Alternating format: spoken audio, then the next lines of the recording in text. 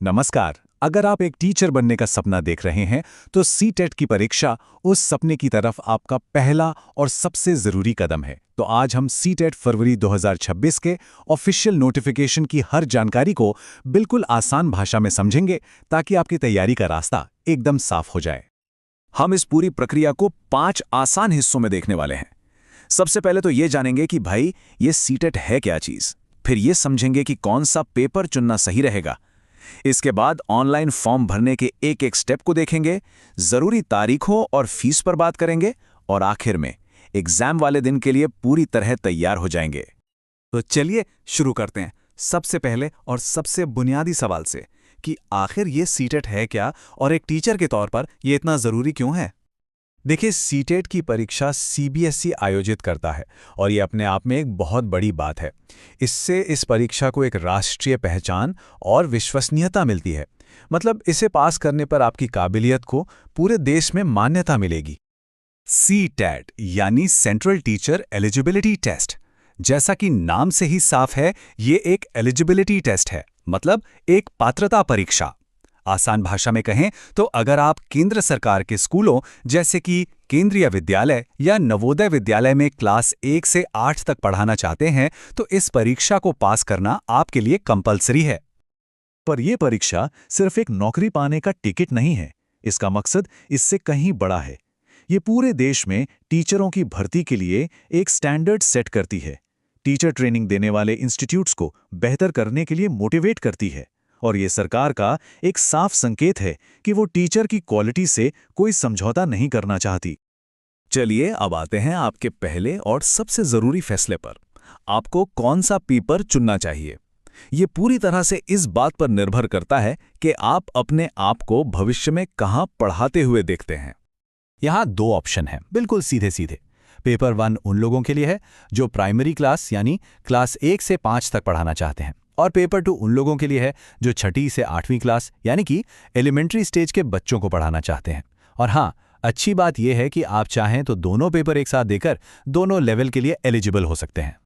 अब जरा एग्जाम के फॉर्मेट को समझ लेते हैं, जो कि काफी सिंपल है। सारे सवाल मल्टीपल चॉइस होंगे, यानी आपको 4 ऑप्शन में से एक सही जवाब चुनना होगा। हर सही जवाब का 1 नंबर मिलेगा। और सबसे अच्छी बात सुनिए, इसमें कोई नेगेटिव मार्किंग नहीं है। ये एक बहुत बड़ी राहत की बात है। दोनों ही पेपर्स में 150 सवाल होंगे और हर पेपर के लिए 2.5 घंटे का वक्त मिलेगा। ठीक है, तो अब आते हैं सबसे प्रैक्टिकल हिस्से पर। ऑनलाइन एप्लीकेशन फॉर्म कैसे भरना है। चलिए इस पूरी प्रक्रिया को स्टेप बाय स्टेप समझते हैं ताकि कोई गलती ना हो। प्रोसेस काफी सीधा है। सबसे पहले ऑफिशियल वेबसाइट ctet.nic.in पर जाइए और अप्लाई ऑनलाइन पर क्लिक कर दीजिए। जैसे ही आप फॉर्म भरेंगे, आपको एक रजिस्ट्रेशन नंबर मिलेगा, उसे फौरन कहीं लिख कर रख लीजिए। इसके बाद अपनी फोटो और सिग्नेचर अपलोड करें, ऑनलाइन फीस जमा करें और सबसे जरूरी बात, आखिर में कंफर्मेशन पेज का प्रिंटआउट लेना बिल्कुल मत भूलिएगा। अब जरा इस स्टेप पर खास ध्यान दीजिए क्योंकि यहां अक्सर लोग अटक जाते हैं। आपकी फोटो जेपीजी फॉर्मेट में होनी चाहिए और उसका साइज 10 से 100 केबी के बीच हो। इसी तरह आपके सिग्नेचर का साइज 3 से 30 केबी के बीच होना चाहिए। अपलोड करने से पहले जो डायमेंशन स्क्रीन पर दिए गए हैं उन्हें भी एक बार जरूर चेक कर लें। चलिए अब उन तारीखों और पैसों की बात करते हैं जिन्हें याद रखना बहुत बहुत जरूरी है। अपना कैलेंडर तैयार रखिए। इन तारीखों को अभी के अभी अपने कैलेंडर में मार्क कर लीजिए या फोन में रिमाइंडर लगा लीजिए। एप्लीकेशन 27 नवंबर 2025 को शुरू होंगे और 18 दिसंबर 2025 रात 11:59 पर बंद हो जाएंगे।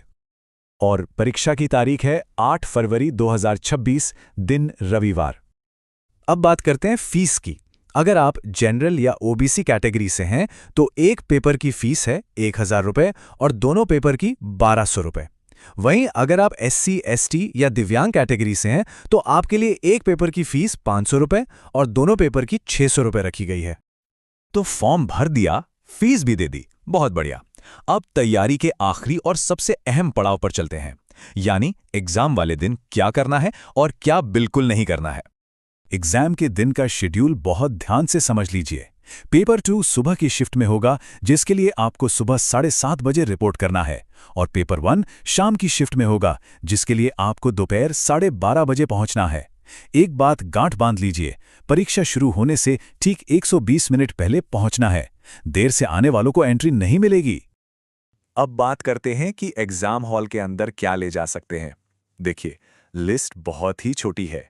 सिर्फ और सिर्फ आपके एडमिट कार्ड का एक प्रिंट आउट और एक अच्छी क्वालिटी का काला या नीला बॉल पॉइंट पेन, बस। इसके अलावा और कुछ भी नहीं। और ये वो लंबी लिस्ट है उन चीज़ों की जिन्हें ले जाना सख्ती से मना है। किसी भी तरह की stationery, mobile phone, smart watch, purse या कोई भी इलेक्ट्रॉनिक गैजेट, कुछ भी अंदर ले जाने की इजाज़त नहीं है। इन नियमों को हल्के में मत लीजिएगा, क्योंकि इनका पालन न करने पर आपकी उम्मीदवारी भी रद्द हो सकती है। OMR शीट को सही तरीके से भरना बेहद ज़रूरी है, क्योंकि इसे कोई इंसान नहीं बल्कि एक मशीन चेक करती है।